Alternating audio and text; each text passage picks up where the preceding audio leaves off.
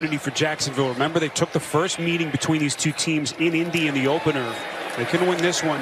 Sole possession of first place plus the head-to-head tiebreaker. Arch, and those always loom large in this division that's been so wide open the last couple of years. As Lawrence begins the second half with an incomplete call, Spiro. First PI was a 4-yard penalty. This one is about 14 yards. So 2 pass interference calls on this drive alone. Quick pass to Ingram, where they were down 20-0 against the Rams. Last week they lose their starting quarterback. You just saw Anthony Richardson down on the bench. What do they have left in the tank? Lawrence delivers over the middle. First down, Jacksonville. Christian Kirk, after a quiet start, starting to put some numbers. Him up with a 1st and goal from just inside the 9-yard line. Lawrence, bootleg action, surveys, fires back in the end zone, incomplete.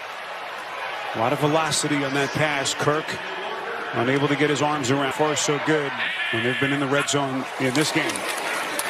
Can they punch it in here as ETN just back to the line of scrimmage, and that'll set him up with a 3rd and goal here from just inside the 10-yard line. Zay Jones certainly a favorite of Trevor Lawrence, a guy that he really trusts, especially in a tight contested catch situation down here in the red zone. Remember, he had that brilliant throw to him on 3rd down last week against Buffalo. I would imagine this is an area, especially inside the 10-yard line, where you think you might want to get Evan Ingram involved and use some of that height that he brings to your offense.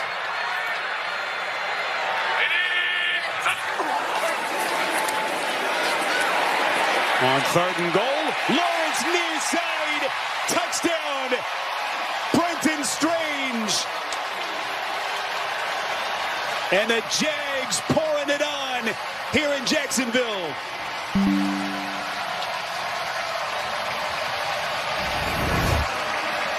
The Colts are just playing too deep, safeties deep, and then watch Jones here, how far he sinks. He's going to sink, and then Lawrence comes all the way backside and is able to hit that for a touchdown.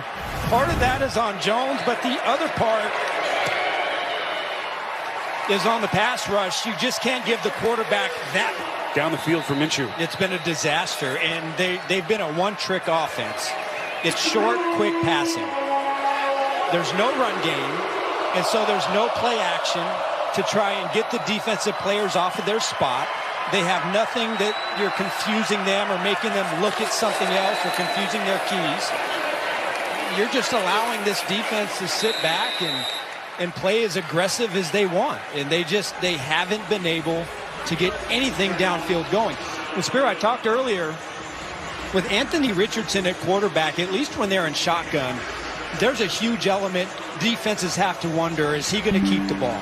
Somebody to account for. With Minshew, you don't have to worry about that element, so they're just keying off on these running backs. Minshew facing heavy pressure, looking for Pittman, but it was Devin Lloyd coming right up the gut. So 3rd and 7. Now suddenly, Arch, you're looking at the possibility of Anthony Richardson missing a significant chunk of the season. We've heard the reports, seen the reports this morning that there could be potential season-ending surgery with the AC joint in his right throwing shoulder. So Gardner Minshew's the guy for the foreseeable future. This is certainly not the start that they were looking for in this next chapter of this offense. Yeah, and that's disheartening because he was showing just a ton of promise this early in his career.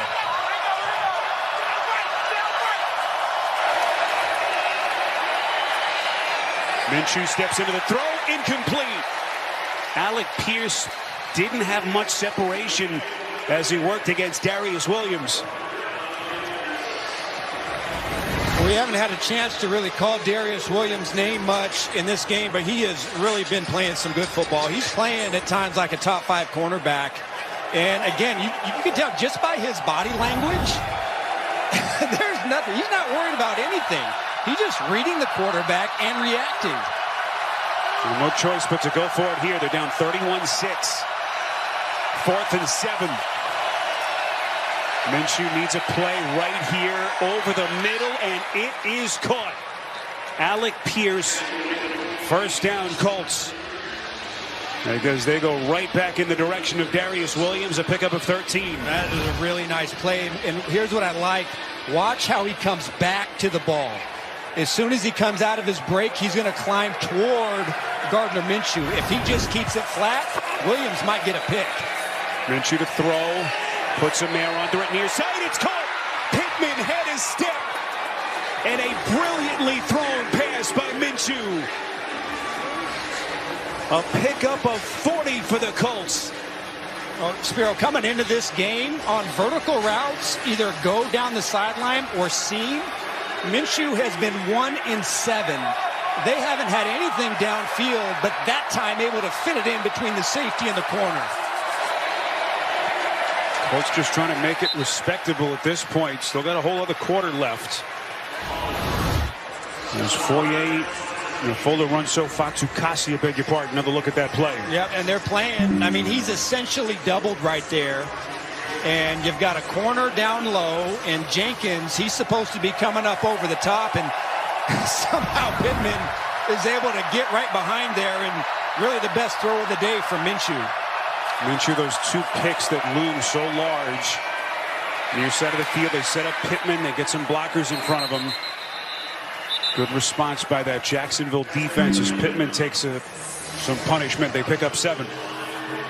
Going back to that 4th down by Alec Pierce, last week, really where I thought Minshew and this offense were at their best was that fourth quarter drive where they came off 7 minutes from the clock, and it was a key 3rd down against an all-out blitz. Minshew to Pierce. So Pierce really has had a chance to have some big grabs here for the Colts offense.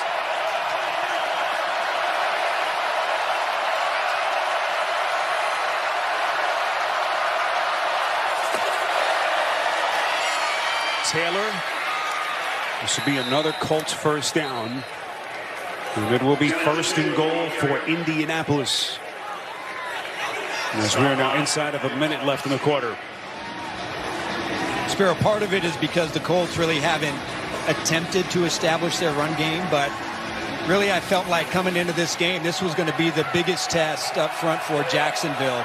Coming into this game, really a solid run defense, but I thought especially what they stumbled upon last week with the Colts offense, that it would be a tough, but they have played the run real well today. Taylor just coming right back over the middle, will duck inside the 5-yard line, picks up 3, and that will likely be the final play of the quarter.